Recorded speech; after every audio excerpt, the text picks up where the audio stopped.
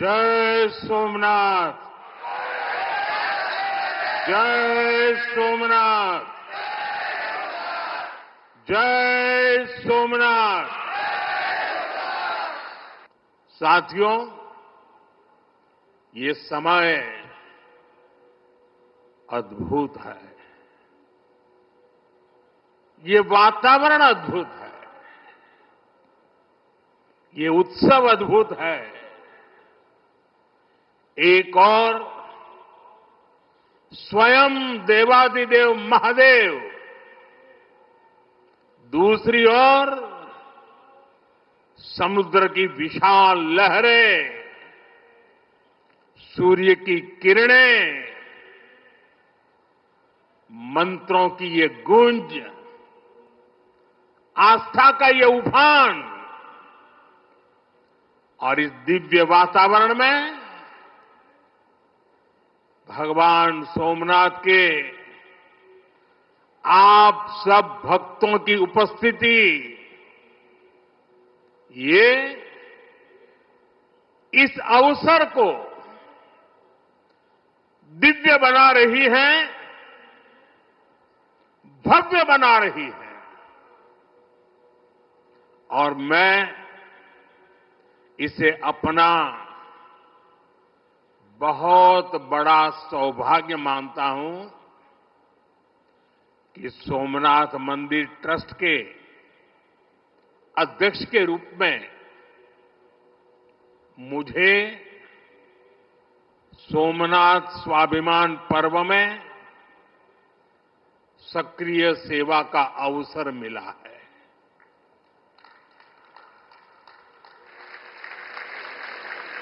ये पीछे से कुछ और आवाज चल रही है भाई, इसे बंद किया जाए।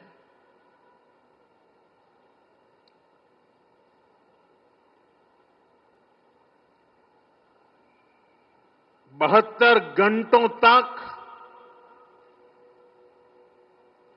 अनवरत ओमकार का नाद, 72 घंटों का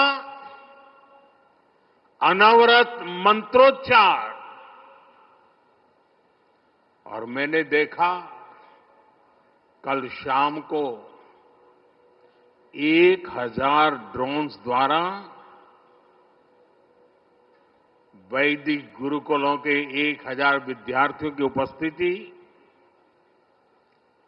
सोमनाथ के 1000 वर्षों की गाथा का प्रदर्शन, और आज 108 अश्वों के साथ मंदिर तक शौर्य यात्रा, मंत्रों और भजनों की अद्भुत प्रस्तुति, सब कुछ मंत्र मुग्ध कर देने वाला है। इस अनुभूति को शब्द अभिव्यक्त नहीं कर सकते। इसे केवल समय ही संकलित कर सकता है। इस आयोजन में गर्व है, गरिमा है, गौरव है, और इसमें गरिमा का ज्ञान भी है। इसमें है वैभव की विरासत, इसमें है आध्यात्म की अनुभूति, अनुभव है, आनंद है, आत्मीयता है, और सबसे बढ़कर देवाधिदेव महादेव का आशीर्वाद है। आइए मेरे साथ बोलिए, नमः पार्वती पतये हर हर महादेव।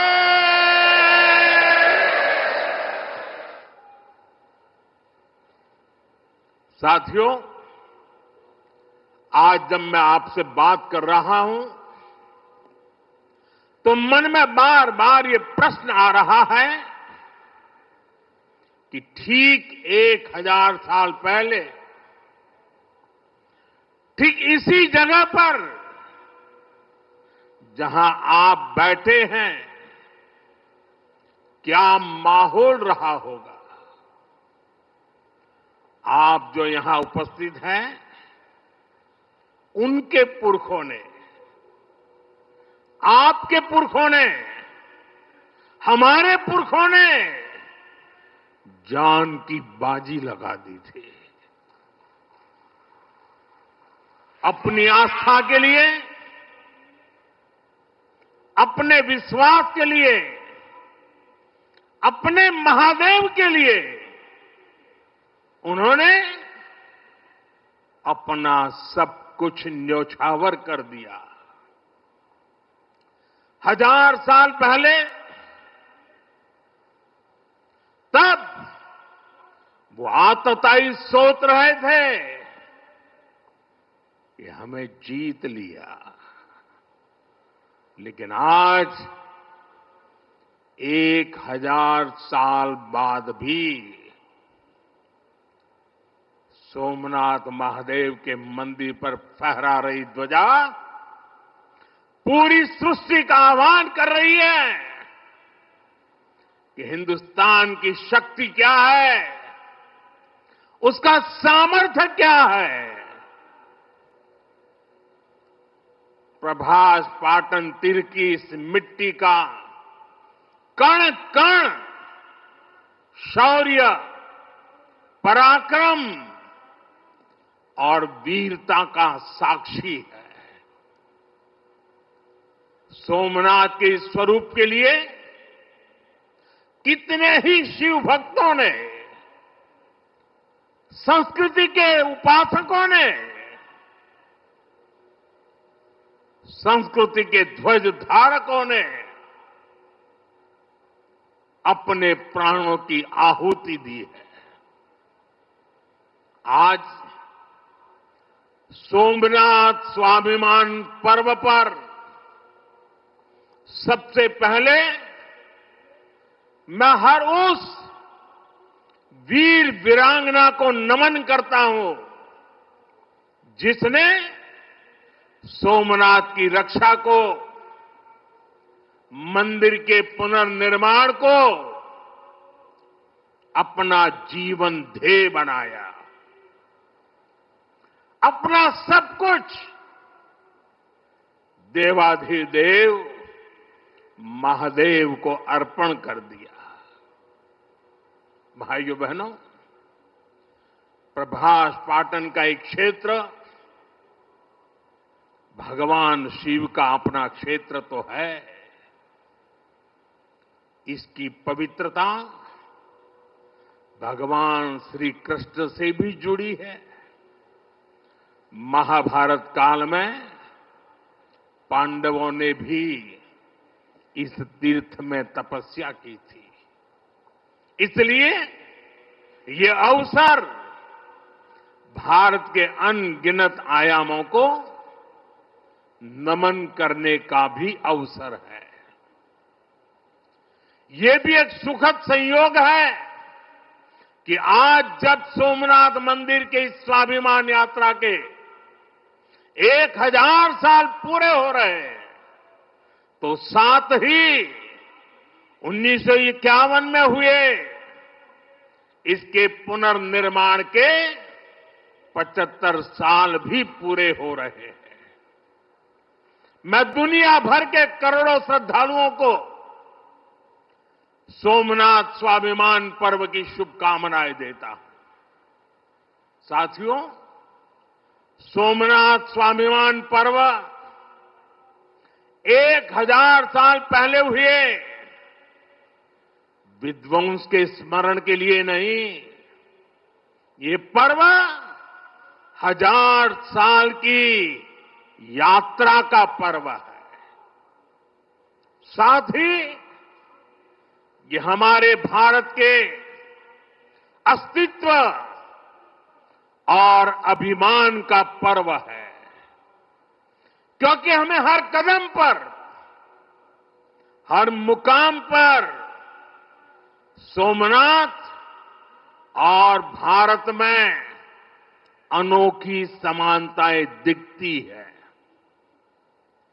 जैसे सोमनाथ को नष्ट करने के एक नहीं अनेकों प्रयास हुए, दुष्प्रयास हुए, उसी तरह विदेशी आक्रांताओं द्वारा कई सदियों तक भारत को खत्म करने की लगातार कोशिशें होती रही, लेकिन न सोमनाथ नष्ट हुआ और न ही भारत नष्ट हुआ। क्योंकि भारत और भारत की आस्था के केंद्र एक दूसरे में समाये हुए हैं। साथियों, आप उस इतिहास के बारे में कल्पना करिए। आज से 1000 साल पहले सन 1026 में सबसे पहले गजनी ने सोमनाथ मंदिर को तोड़ा। उसे लगा उसने सोमनाथ का वजूद मिटा दिया, लेकिन कुछ वर्षों के भीतर भीतर सोमनाथ का पुनर्निर्माण हो चुका था। 12वीं शताब्दी में राजा कुमारपाल ने मंदिर का भव्य जीर्णोद्धार करा दिया था, लेकिन 13वीं शताब्दी के अंत में अलाउद्दीन खिलजी ने सोमनाथ पर फिर आक्रमण का दुस्साहस कर दिया। कहते हैं जालोर के रावल ने खिमजी सेनाओं से जमकर लोहा लिया। इसके बाद 14वीं शताब्दी की शुरुआत में जूनागढ़ के राजा द्वारा फिर से सोमनाथ की प्रतिष्ठा संपन्न कर दी गई। 14वीं शताब्दी के आखिरी वर्षों में मुजफ्फर खान ने सोमनाथ पर फिर हमला किया। वो हमला भी नाकाम रहा। 15वीं शताब्दी में सुल्तान अहमद शाह ने सोमनाथ मंदिर को दूषित करने की कोशिश की और इसी शताब्दी में उसके पोते सुल्तान महमूद बेगड़ा ने सोमनाथ पर आक्रमण कर मंदिर को मस्जिद बनाने की कोशिश की, लेकिन महादेव के भक्तों के प्रयासों से मंदिर पुनः जीवंत हो उठा। 17वीं 18वीं शताब्दी में औरंगजेब का दौर आया। उसने सोमनाथ मंदिर को अपवित्र किया। सोमनाथ को फिर मस्जिद बनाने की कोशिश की। उसके बाद भी अहल्याबाई होलकर ने नए मंदिर की स्थापना कर सोमनाथ को एक बार फिर साकार कर दिया। यानी सोमनाथ का इतिहास विनाश और पराजय का इतिहास नहीं है। ये इतिहास विजय और पुनर्निर्माण का है। हमारे पूर्वजों के पराक्रम का है। हमारे पूर्वजों के त्याग और बलिदान का है। आतताई आते रहे। मजहबी आतंक के नए नए आक्रमण होते रहे, लेकिन हर युग में सोमनाथ पुनः पुनः स्थापित होता रहा।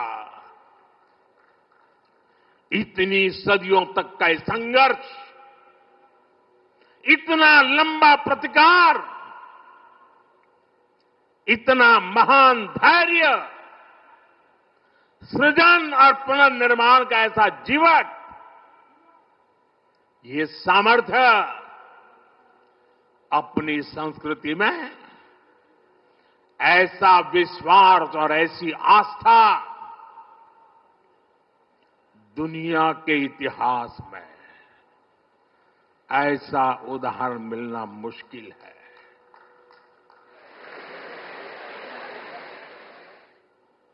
जरा मैंने जवाब आपजो પેલા આપણે આપણા પૂર્વજોના પરાક્રમનું પુણ્ય સ્મરણ કરવું જોઈએ કે ના કરવું જોઈએ? આપણા પૂર્વજોએ કરેલા પરાક્રમમાંથી પ્રેરણા લેવી જોઈએ કે નહીં લેવી જોઈએ?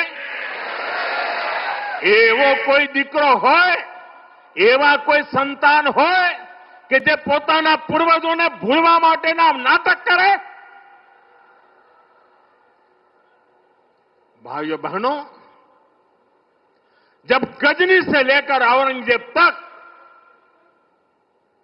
तमाम आक्रांता सोमनाथ पर हमला कर रहे थे तो उन्हें लग रहा था कि उनकी तलवार सनातन सोमनाथ को जीत रही है।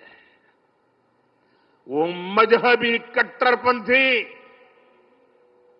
ये नहीं समझ पाए कि जिस सोमनाथ को वो नष्ट करना चाहते हैं उनके नाम में ही सोम अर्थात अमृत जुड़ा हुआ है। उसमें हलाहल को पीकर भी अमर रहने का विचार जुड़ा है। उसके भीतर सदा शिव महादेव के रूप में वो चैतन्य शक्ति प्रतिष्ठित है जो कल्याण कारक भी है और प्रचंड तांडवः शिव ये शक्ति का स्रोत भी है। भाइयों बहनों, सोमनाथ में विराजमान महादेव, उनका एक नाम मृत्युंजय भी है। मृत्युंजय जिसने मृत्यु को जीत लिया हो, जो स्वयं काल स्वरूप है। यतो जायते पाल्यते येन विश्वम तमीस भजे लियते यत्र विश्वम, अर्थात ये सृष्टि उन्हीं से उत्पन्न होती है, उन्हीं में लय हो जाती है। हम मानते हैं त्वमेको जगत व्यापको विश्व रूप, यानी शिव पूरे जगत में व्याप्त है। इसलिए इस हम कण कण कंकड़ कंकड़ में भी उस शंकर को देखते हैं। फिर कोई उन शंकर के कितने स्वरूपों को नष्ट कर सकता है? हम तो वो लोग हैं जो जीव में भी शिव को देखते हैं। उनसे हमारी आस्था को कोई कैसे डिगा सकता था? और साथियों, ये समय चक्र है कि सोमनाथ को ध्वस्त करने की मंशा लेकर आए मजहबी आतताई आज इतिहास के कुछ पन्नों में सिमट कर रह गए हैं। और सोमनाथ मंदिर उसी विशाल समंदर के किनारे गगनचुंबी धर्म ध्वजा को थामे खड़ा है। सोमनाथ का ये शिखर मानो उद्घोष कर रहा है, चंद्रशेखरम आश्रय मम किम करिष्यति वै यम, अर्थात मैं चंद्रशेखर शिव पर आश्रित हूं, काल भी मेरा क्या कर लेगा। साथियों, सोमनाथ स्वाभिमान पर्व इतिहास के गौरव का पर्व तो है ही, ये कालातीत यात्रा को भविष्य के लिए जीवंत बनाने का माध्यम भी है। हमें इस अवसर को अपने अस्तित्व और पहचान को सशक्त करने के लिए उपयोग करना है। आप भी देखते हैं, अगर कहीं किसी देश के पास कुछ 100 साल पुरानी विरासत होती है, वो देश उसे अपनी पहचान बनाकर दुनिया के सामने प्रस्तुत करता है। वहीं भारत के पास सोमनाथ जैसे हजारों साल पुराने पुण्य स्थान है। ये स्थान हमारे सामर्थ्य, प्रतिरोध और परंपरा के पर्याय रहे हैं। लेकिन दुर्भाग्य से आजादी के बाद गुलामी की मानसिकता वाले लोगों ने उनसे पल्ला झाड़ने की कोशिश की। उस इतिहास को भुलाने के कुत्सित प्रयास हुए। हम जानते हैं, सोमनाथ की रक्षा के लिए देश ने कैसे कैसे बलिदान दिए थे। रावल कन्नड़े जैसे शासकों के प्रयास, वीर हमीरजी गोहिल का पराक्रम, बेगड़ा भील का शौर्य, ऐसे कितने ही नायकों का इतिहास सोमनाथ मंदिर से जुड़ा है।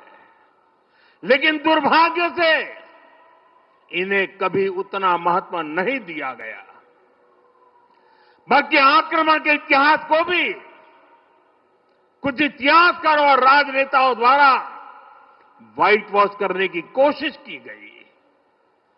मजहबी उन्माद की मानसिकता को केवल साधारण लूट बताकर ढंकने के लिए किताबें लिखी गई। सोमनाथ मंदिर एक बार नहीं, बार बार तोड़ा गया। अगर सोमनाथ पर आक्रमण केवल आर्थिक लूट के लिए हुए होते तो 1000 साल पूर्व पहली बड़ी लूट के बाद रुक गए होते। लेकिन ऐसा नहीं हुआ। सोमनाथ के पवित्र विग्रह को तोड़ा गया। बार बार मंदिर का स्वरूप बदलने की कोशिश हुई और हमें पढ़ाया गया कि सोमनाथ को लूट के लिए तोड़ा गया था। नफरत, अत्याचार और आतंक का असली क्रूर इतिहास हमसे छिपाया गया। साथियों, हमने धर्म के प्रति ईमानदार कोई भी व्यक्ति ऐसी कट्टरपंथी सोच का समर्थन नहीं करेगा। लेकिन तुष्टीकरण के ठेकेदारों ने हमेशा इस कट्टरपंथी सोच के आगे घुटने टेके। जब भारत गुलामी की बेड़ियों से मुक्त हुआ, जब सरदार वल्लभ भाई पटेल ने सोमनाथ के पुनर्निर्माण की शपथ ली, तो उन्हें भी रोकने की कोशिश की गई। 1951 में तत्कालीन राष्ट्रपति डॉक्टर राजेंद्र प्रसाद के यहां आने पर भी आपत्ति जताई गई। उस समय सौराष्ट्र के सर्वाधिक मशहूर हमारे जाम साहब महाराजा दिग्विजय सिंह जी आगे आए थे। भूमि अधिग्रहण से लेकर सुरक्षा व्यवस्था तक उन्होंने राष्ट्रीय गौरव को सबसे ऊपर रखा था। उस दौर में सोमनाथ मंदिर के लिए जाम साहब ने 1 लाख रुपए का दान दिया और उन्होंने ट्रस्ट के प्रथम अध्यक्ष के रूप में बड़ी जिम्मेदारी निभाई। भाइयों बहनों, दुर्भाग्य से आज भी हमारे देश में वो ताकतें मौजूद है, पूरी तरह सक्रिय है, जिन्होंने सोमनाथ पुनर्निर्माण का विरोध किया। आज तलवारों की जगह दूसरे कुत्सित तरीकों से भारत के खिलाफ षड्यंत्र हो रहे हैं और इसलिए हमें ज्यादा सावधान रहना है। हमें खुद को शक्तिशाली बनाना है, हमें एक रहना है, एकजुट रहना है, ऐसी हर ताकत को हराना है जो हमें बांटने की साजिशें रच रही है। साथियों, जब हम अपनी आस्था से जुड़े रहते हैं, अपनी जड़ों से जुड़े रहते हैं, पूरे स्वाभिमान के साथ अपनी विरासत का संरक्षण करते हैं, अपनी विरासत के प्रति सजग रहते हैं, तो हमारी सभ्यता की जड़ें भी मजबूत होती हैं। और इसलिए पिछले 1000 वर्षों की यात्रा हमें अगले 1000 वर्षों के लिए तैयार रहने की प्रेरणा देती है। साथियों, राम मंदिर प्राण प्रतिष्ठा के ऐतिहासिक अवसर पर मैंने भारत के लिए 1000 साल का विराट स्वप्न सामने रखा था। मैंने देव से देश के विजन के साथ आगे बढ़ने की बात कही थी। आज देश का सांस्कृतिक पुनर्जागरण करोड़ों देशवासियों में नया विश्वास भर रहा है। आज हर देशवासी के मन में विकसित भारत को लेकर एक भरोसा है। आज 140 करोड़ भारतीय भविष्य के लक्ष्यों को लेकर संकल्पित है। भारत अपने गौरव को नई बुलंदी देगा। हम गरीबी के खिलाफ अपनी लड़ाई में जीतेंगे। हम विकास की नई ऊंचाइयों को छुएंगे। पहले दुनिया की तीसरी बड़ी अर्थव्यवस्था बनने का लक्ष्य, फिर उसके आगे का सफर, देश अब इसके लिए तैयार हो चुका है और सोमनाथ मंदिर की ऊर्जा हमारे इन संकल्पों को आशीर्वाद दे रही है। साथियों, आज का भारत विरासत से विकास की प्रेरणा लेकर आगे बढ़ रहा है। सोमनाथ में भी विकास भी विरासत भी, ये भावना निरंतर साकार हो रही है। आज एक और सोमनाथ मंदिर का सांस्कृतिक विस्तार, सोमनाथ संस्कृत यूनिवर्सिटी की स्थापना, माधवपुर मेले की लोकप्रियता और उसके रंग, इनसे हमारी विरासत मजबूत हो रही है। गिर लायन के संरक्षण से इस क्षेत्र का प्राकृतिक आकर्षण बढ़ रहा है, तो वहीं प्रभास पाटन क्षेत्र के विकास के नए आयाम भी गढ़े जा रहे हैं। केशोद एयरपोर्ट का विस्तार किया जा रहा है। इससे देश विदेश से श्रद्धालु सीधे सोमनाथ तक पहुंच सकेंगे। अहमदाबाद से वेरावल वंदे भारत ट्रेन की शुरुआत से तीर्थयात्रियों और पर्यटकों का समय कम हुआ है। इस क्षेत्र में यात्रा धाम सर्किट का विकास भी किया जा रहा है। यानी आज का भारत आस्था को स्मरण करने के साथ ही इंफ्रास्ट्रक्चर, कनेक्टिविटी और टेक्नोलॉजी के जरिए उसे भविष्य के लिए सशक्त भी कर रहा है। साथियों, हमारी सभ्यता का संदेश कभी किसी को पराजित करने का नहीं रहा, बल्कि जीवन को संतुलन में रखने का रहा है।